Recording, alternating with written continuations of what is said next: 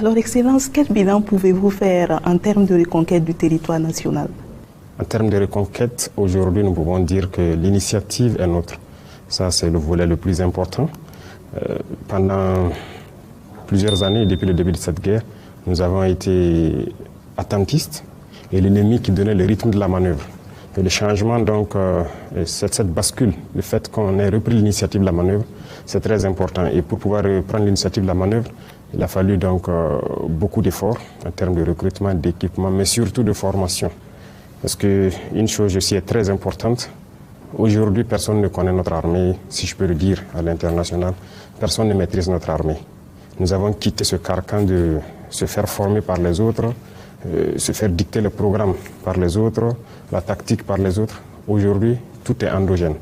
Donc, ce sont des Burkinabés qui conçoivent le programme en fonction des retours d'expérience sur le terrain, qui forment les hommes, ce qui fait que nous arrivons à faire des prouesses. Et à l'heure où je vous parle, nos unités ont conquis beaucoup de localités, notamment en allant au nord de Djibou.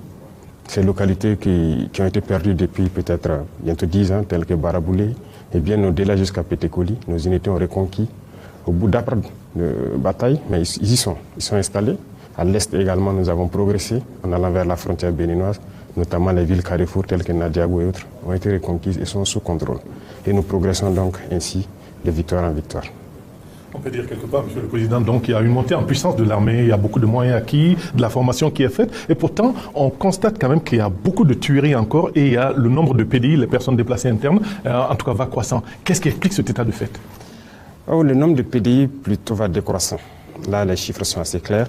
Nous sommes en train de réinstaller, comme je l'ai dit, il y a beaucoup de localités qui sont reconquises. Il y a quelques années de cela, on était à près de 2 millions de PDI. Aujourd'hui, nous avons bien moins d'1 million et d'ici encore le mois de mai ou juin, il y aura très peu de PDI. Parce que ces zones, effectivement, quand vous prenez, j'ai parlé tout de suite de Baraboulé, Pétékoli, les zones de Toulfé, Pobé, Mengao, Namsigia et tout, ceux qui connaissent le nord de Burkina, tout ça a été reconquis entre novembre et aujourd'hui. Donc vous imaginez toute cette population qui doit se réinstaller et tout, donc le nombre de PDI va forcément diminuer. Alors, les tueries, souvent l'ennemi, comme on l'a dit, quand il en perd de vitesse, il se retrouve souvent à poser des actes de désolation. Alors, qu'est-ce qu'il peut faire? C'est trouver des populations civiles, tirer sur elles rapidement, s'éclipser. Et très souvent, ils ont cette lâcheté de même filmer ce qu'ils font comme acte contre des gens qui n'ont pas d'armes et tout. Et voilà, ça fait un peu, ils veulent créer l'émoi en fait dans la population. C'est une guerre et ils emploient la tactique des guérillas, nous faisons la contre-guérilla. Mais le plus important, comme j'ai dit, nous nous sommes adaptés et nous évoluons. Parce que ce n'est pas seulement l'équipement qui fait la guerre. Vous avez beau payer les équipements technologiques nécessaires, c'est la ressource humaine d'abord. Et la ressource humaine, il faut la former certes militairement, et vous voyez que beaucoup de pays africains passent le temps à se faire former par les pays occidentaux et tout. Alors, nous, notre philosophie est la suivante. Est-ce que ces gens qui viennent nous former, c'est Dieu peut-être qui a envoyé des anges les former, eux, à la tactique? Mais pourquoi le noir n'arrive pas peut-être à se dire que lui aussi il peut développer de la tactique? Mais regardez tous les États africains, il faut que les États occidentaux viennent les former. Nous avons mis fin à cela. Nous nous formons nous-mêmes à l'art de la guerre en fonction de nos expériences. Et ça forge l'état d'esprit de la ressource humaine. Et c'est à partir de là que vous pouvez créer la combativité, la résilience, la résistance. Et ça, c'est très important. Donc, l'équipement, certes, mais aussi la ressource humaine qu'il faut valoriser. Et c'est tout ça combiné aujourd'hui qui nous donne ces succès. Excellence, vous avez érigé la brigade des volontaires pour la défense de la patrie au rang d'armée. Oui. Qu'est-ce que cela peut apporter à la lutte contre le terrorisme? Alors, nous l'avons donc érigé en armée parce que c'est ce qu'elle méritait. Nous nous réorganisons. Et si vous constatez, en érigeant en armée, les textes ont un peu évolué également. Il y a beaucoup de zones qui étaient, si je peux dire, en 2022, des zones rouges, où nous avons créé donc en fin d'année 2022 beaucoup de VDP et tout ça. Mais aujourd'hui, après 3 ans, 4 ans, beaucoup de zones sont devenues des zones totalement vertes. Depuis 2 ans, 3 ans, il y a des zones où on n'a jamais entendu encore un seul coup de feu. Nous avons réussi à créer ce cordon sécuritaire autour. Donc, il fallait réorganiser les VDP pour que ceux-là qui sont dans ces zones vertes, si je peux dire, se remobilisent pour aller au-delà, vers donc les limites de la région, les limites du pays. Et donc, ça crée donc un lot de VDP nationaux et de VDP régionaux. Et laisser très peu de VDP communaux pour continuer à maintenir la situation de stabilité. Donc cette mutation entraîne une réorganisation. Donc ils sont organisés maintenant en groupement opérationnel au niveau des régions. Donc ça fait rang d'armée. Voilà pourquoi nous l'avons érigé en armée et lui donne aussi son autonomie. Une autonomie entière de certes de fonctionnement, mais surtout de manœuvre. Parce qu'ils ont des missions spécifiques qui leur sont confiées dans la mission globale des différentes armées. Voilà pourquoi on l'a érigé en rang d'armée. Si Nadège le permet, Monsieur le Président, vous avez parlé de formation des hommes, ce qui est très importante. Vous avez parlé également de l'érection, par exemple, des VDP en forces armées. En décembre dernier, à Bamako, lors de votre passage, vous avez parlé d'un hiver noir, d'un albinos noir. Peut-on savoir si cet hiver est déjà passé, si cet albinos est passé à notre insu, ou bien de quoi s'agit-il concrètement? L'albinos noir, ça concerne le Burkina, il viendra. Ça, je peux dire que c'est une bonne nouvelle qui va venir pour le bien de notre patrie, c'est ce que je vois. Et ça vient. Mais quant à l'hiver noir, je pense que le vent a commencé à souffler. Les plus avertis comprendront. Cet hiver, nous ne pouvons pas l'éviter si jamais nous continuons à nous comporter comme ça en Afrique. Ceux qui pourront rapidement se joindre pour qu'on puisse se protéger, tuer les loups pour utiliser les peaux et se protéger, couper le bois mort pour faire du feu ou ériger les collines qui vont stopper le vent, ceux qui pourront le comprendre, le comprendront. Mais l'hiver est déjà là. Le vent a commencé à souffler et si, je dis bien si nous continuons dans ce comportement, nous, chefs d'État, rien ne peut l'empêcher. Alors, Excellence, vous l'avez dit tantôt, beaucoup de progrès sont enregistrés sur le terrain en matière de reconquête du territoire. Mais à quand la fin du terrorisme au Burkina? Je peux dire que le rythme auquel nous avançons actuellement depuis novembre, je peux vous rassurer qu'à ce rythme, on n'est pas trop loin. Parce que le plus important pour nous, c'était de changer totalement la manœuvre. D'éviter de faire ce qu'on avait l'habitude de faire depuis 8 ans, 10 ans. Parce que ces opérations ponctuelles, ces mêmes types de bases et tout, nous avons développé autre chose, un autre outil. Et quand nous l'avons testé, il est performant. Ce qui nous permet de partir dans des zones qui étaient comme des zones sanctuaires. J'aime parler en haut de Djibo. Vous voyez que cette zone était comme leur territoire. Personne ne pouvait s'y aventurer et tout. Mais aujourd'hui, nos unités ont percé et se sont installées. Et devinez, il y a des zones, quand ils sont arrivés, ce sont carrément des camps d'entraînement qu'ils ont trouvés. Bien construits, mieux construits, et vous avez trouvé des parcours d'obstacles mieux construits que dans nos centres de formation. Imaginez, ils se sont installés, ils ont importé tout le fer, le ciment et tout le nécessaire pour construire des bases d'entraînement. Ça, on était quand même surpris. Ça veut dire qu'ils se sentaient sur leur territoire. Mais nous avons percé, nous y sommes. Ces territoires sont perdus parce c'était sous leur contrôle depuis plus de 10 ans. Les zones complètes de Goli, d'ailleurs l'armée ne s'était jamais installée là-bas. Et donc nous continuons jusqu'aux limites de nos frontières. Et c'est ce que j'ai dit, que ce soit au nord ou à l'est, un peu partout, nous sommes en train de repartir. Et une fois qu'ils n'ont pas de terrain de manœuvre, de sanctuarisation, ça devient difficile. Mais maintenant, il y a une phase importante qui doit venir dans quelques mois pour fermer totalement toutes les brèches pour empêcher les infiltrations. Parce que souvent, c'est ça, nous pouvons nous installer, mais ils peuvent trouver le moyen de s'infiltrer, soit poser des UED, ou s'infiltrer par petits binômes, venir tuer à l'arrière, créer donc ces événements d'émotion et tout. Mais nous allons fermer toutes les brèches. Ça, on prendra les moyens qu'il faut, mais ça va finir. Excellence, il a été décidé d'un avancement exceptionnel pour des militaires, gendarmes et policiers sous certaines conditions. Est-ce que cela ne va pas amener des graissements au sein des rangs? Non, des graissements. Il n'y a aucune décision dans ce monde qui peut faire l'unanimité. Un soir, si vous dirigez une structure, aussi petite soit-elle, comprenez que c'est rare d'avoir une décision unanime.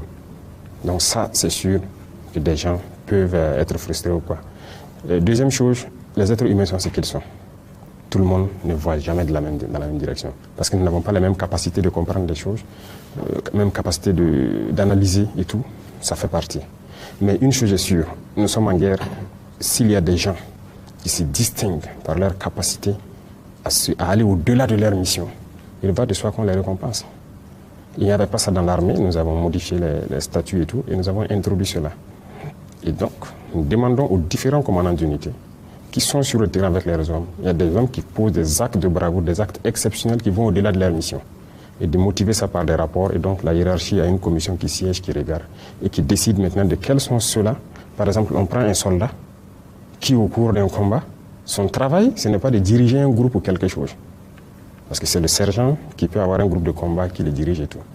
Mais vous allez trouver des soldats qui, par les circonstances, se sont retrouvés à reprendre le contrôle d'un groupe, faire le combat et sortir leur unité d'une situation assez compliquée. Ce genre de soldat, il faut le récompenser parce qu'il a la capacité tactique d'être un sergent. Donc c'est ceux-là que les commandants d'unité sont censés recenser, donner les noms. Le commandement donc va lire les rapports, analyser tout. Et il va de soi qu'on leur donne le grade de sergent pour les motiver. Parce qu'il y a d'autres personnes aussi, peut-être qui ont envie de faire plus, mais qui attendent de voir aussi la motivation derrière. Ça motive plutôt. Ça encourage ceux-là qui hésitent, qui ne veulent pas se donner, à se surpasser. C'est ce qu'on demande. Et dans la guerre, c'est très, très, très important. Quand un soldat, quand un combattant se surpasse, ça change le cours de la guerre. Vous voyez, quand il y a de la pression, il suffit qu'une seule personne décide de maintenir un certain feu ou de faire une certaine manœuvre. Et ça fait carrément basculer la manœuvre ennemie. Et ça, c'est très important. Donc moi, je trouve plutôt, au lieu de frustration, que ça encourage et ça motive. Puisqu'on parle de défense nationale, hein, Monsieur le Président, il y a peu de temps, il y a une armée d'un pays voisin qui avait fait une incursion en territoire burkinabé pour planter son drapeau, mais très rapidement, l'armée burkinabé a réagi pour remettre le drapeau national. Quelle analyse faites-vous de cette situation-là? Ah non, même pas. L'armée burkinabé n'a pas eu besoin de partir planter le drapeau. Dès qu'ils l'ont fait, les populations ont descendu le drapeau et remettre le drapeau burkinabé. Donc avant même que les unités arrivent sur le terrain. Les unités sont parties rassembler les populations, prêcher aux populations de ne pas se laisser aller dans la provocation. Et nous les observons et c'est comme je l'ai dit, ce sont des comportements qui rentrent dans le cadre de l'hiver noir. Il y a des gens qui se comportent toujours comme des nègres. Je ne dirais même pas des nègres de salon, de vrais nègres. Lorsque donc leur maître leur dit « fais ça », il ne peut que faire ça. C'est comme une malédiction. Ils ne peuvent pas aller au-delà de cela. Regardez certains. Ils ont donné tout leur pays à ces gens-là. Ils sont assis, ils n'ont plus rien sous leur contrôle aujourd'hui. Mais quand on les pousse à aller en guerre, ils sont prêts. Et ils provoquent. J'ai toujours dit aux gens, nous sommes déjà en guerre. Donc, on n'a pas peur de la guerre. Mais si quelqu'un nous pousse à bout, pour notre patrie, il n'y a rien à faire, on fera la guerre. Et quand ça va commencer, personne ne sait comment ça va finir. Mais une armée qui n'est pas en guerre, si elle peut éviter de rentrer en guerre, c'est mieux. Mais si on nous cherche, on nous trouve. C'est ce que je peux dire sur cette situation. Nous observons. À bon entendeur. Excellence, justement, nous sommes au terme donc, de ce premier volet consacré donc, à la défense et à la sécurité. Si vous le permettez, donc, on va maintenant aborder le volet politique et société de cet entretien.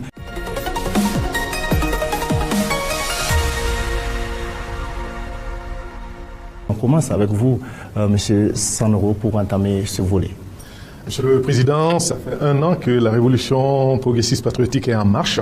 Alors, 1 an progressiste populaire. Populaire est en marche, autant pour moi. Alors, 1 an après, quel est le bilan qu'on peut en tirer? Est-ce que vous en êtes satisfait ou bien il y a des choses à corriger encore? Si vous avez remarqué, en fait, depuis le 30 septembre, c'est une révolution. Mais nous avons attendu un temps pour le proclamer le 1er avril. Et quand nous l'avons proclamé, nous n'avons pas fait sortir un texte particulier, un manifeste, rien sur l'idéologie. Nous avons observé encore sur 1 an. Le manifeste sera disponible pour que les gens voient un peu l'idéologie qui est derrière les grands thèmes. Mais déjà, c'était pour observer. Comme je l'ai dit, le peuple burkinabé est intrinsèquement révolutionnaire. Dès qu'on l'a proclamé, il y a eu beaucoup d'initiatives. Beaucoup de gens, qu'ils soient intellectuels ou pas, parce que quand on dit intellectuel, ce n'est pas forcément ceux qui ont fait l'école. Voilà, ce n'est pas ceux qui parlent le français. Les intellectuels sont dans toutes les couches sociales. Que vous partez au grand marché à Roroko ou un peu partout, vous trouverez des intellectuels, parce que l'intellectuel, c'est l'intelligent d'abord. C'est lui qui est capable de comprendre ce qu'on veut faire. Ils ont pris beaucoup d'initiatives pour expliquer le comportement qu'il faut pendant la Révolution, pour expliquer ce qu'il faut faire pendant la Révolution. Et moi, j'ai observé un peu partout, les gens ont animé des conférences, les gens ont éduqué, les gens ont formé à l'initiative des jeunes. Ça, c'est très important.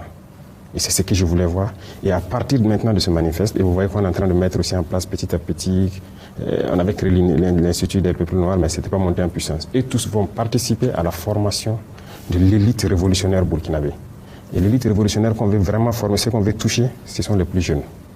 Et déjà, je tire mon chapeau aux enseignants et tout. Dès qu'on l'a proclamé, Regardez dans plusieurs écoles, beaucoup de choses ont changé en termes de mentalité. Des enseignants ont pris des initiatives, commencé à former les gens à l'esprit révolutionnaire, au patriotisme, à tout ce qui va avec la révolution. J'ai beaucoup apprécié.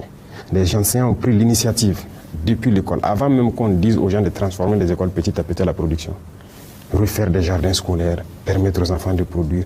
En fait, ils sont en train de ramener les enfants aux fondamentaux du Burkinabé. C'est ce que je voulais voir. Est-ce que cet esprit révolutionnaire intrinsèque-là est toujours là? Et c'est maintenant qu'il faut le raviver. Donc, vraiment, on est satisfait. Et c'est à nous de faire le reste du travail pour former les gens, parce que comme c'est une révolution progressiste, le contexte a changé, c'est différent un peu de la révolution démocratique, le contexte a beaucoup changé, le monde a évolué. Et la révolution progressiste doit s'adapter au monde actuel. Et cette transformation est en train donc, de se mettre en rail. Excellence, la charte de la Révolution a été récemment adoptée par l'Assemblée législative du peuple. Alors cette charte vous donne la possibilité de vous présenter à presque toutes les élections. Certains voient en cela une sorte de boulevard pour un pouvoir à vie. Qu'est-ce que vous répondez à cela? D'abord, je ne sais même pas pourquoi les gens ont ramené la question d'élection. Non, même l'ancienne charte, ça c'était déjà dévolu dedans. C'est pas au dernier vote là qu'on a mis les questions d'élection dedans. Non, ça c'est ancien. Les gens ont ramené ça avec un certain état d'esprit. Non, nous on ne parle même pas d'élection d'abord. On a des défis, et il faut relever ces défis. Ça, on reste sur notre mot d'ordre. On ne va pas plier un peu. Il faut que les gens oublient la question de démocratie. Et ça, c'est un travail. Il faut le dire la vérité, la démocratie, ce n'est pas pour nous. La démocratie, telle que ces gens-là nous font voir la démocratie, ça ne nous intéresse pas. On ne veut même pas de ça. Normalement, si on parle de démocratie à un Africain, c'est lui qui vient comme ça, vous parlez de démocratie, il faut fuir comme ça. La démocratie tue. C'est ça la démocratie, c'est ce qu'on veut. Regardez la Libye, c'est un exemple à côté de nous. Ils vivaient en paix, non? Ils vivaient en paix, l'eau était gratuite, il y avait tellement de choses gratuites. Quand les gens se mariaient, ils avaient déjà des primes sociales et tout. Mais aujourd'hui, les Libyens, il y en a qui se promènent avec des bidons pour chercher l'eau un peu partout. Regardez la misère qu'il y a. Combien de centaines de milliers d'enfants sont morts. C'est ça la démocratie. Partout où ils veulent installer la démocratie dans le monde, c'est dans le sang. Que Dieu nous épargne de cette démocratie. Nous avons notre modèle. On ne cherche même pas à ressembler à quelqu'un. Nous sommes venus pour changer carrément la manière de fonctionner, mais surtout les mentalités, pour que les gens ouvrent les yeux, voient le monde, et que plus jamais on tombe dans ces travers-là. Les gens sont là, la démocratie, c'est de l'esclavage. Il n'y a pas de démocratie dans ce monde. Ils le font quand ils veulent, et pour l'instaurer, ils tuent. La démocratie qui tue, nous ne voulons pas de démocratie. Que Dieu nous garde de cette démocratie-là. On est concentré sur notre conquête, sur notre refondation et sur la révolution. C'est la seule voie pour se développer. Excellence, la chefferie coutumière et traditionnelle a été réhabilitée. Cela témoigne de votre vision pour la paix et la cohésion sociale. Qu'est-ce qui est attendu de cette entité sociale? Oui, je l'ai souvent dit. En fait, la chefferie coutumière, c'est le lieu pour moi encore de les remercier, de les féliciter pour cet état d'esprit. Parce que ce n'est pas facile. Je dis souvent, même nous, qui sommes jeunes, nous sommes nés dans un système. Et pour changer la mentalité de quelqu'un qui est né dans un système, c'est très difficile. La chefferie coutumière, les politiciens ont réussi à les embarquer. Et comme je l'ai dit, il faut dire la vérité, la politique en Afrique, en tout cas ce qu'on a vécu au Burkina, c'est un vrai politicien, c'est quelqu'un qui rassemble tous les vices. Menteur, flatteur, quelqu'un qui ne sait jamais, qui sait bien parler, un beau parleur, il déplace les problèmes. C'est ça la politique. Et si vous embarquez la chefferie coutumière dans ça, quelle sera sa valeur? Mais aujourd'hui, nous avons décidé de les détacher totalement de l'esprit politique, de les ramener dans leur rôle. Parce qu'un chef coutumier, en termes de justice, vous avez vu la loi Faso Boukaouré que nous avons fait adopter. La chefferie coutumière est le centre de cette loi. Dans notre société, tout ne part pas devant le juge moderne en fait. Nous avons des mécanismes endogènes, par exemple, de régler nos problèmes sociaux. Que ce soit des problèmes de vol mineur, de je ne sais quoi, jusqu'au meurtre. Ça se règle dans nos sociétés. On veut remettre la chefferie coutumière dans ce rôle-là. Et une fois que vous arrivez à c'est-à-dire créer un espace de justice au sein de votre communauté, vous créez la cohésion sociale, vous créez l'entraide, la solidarité, vous créez donc l'amour entre vos sujets. Et c'est ce qu'on demande. Donc, il y a beaucoup de choses qui sont attendues d'eux. C'est qu'ils soient ceux-là qui transmettent nos valeurs endogènes à la jeunesse.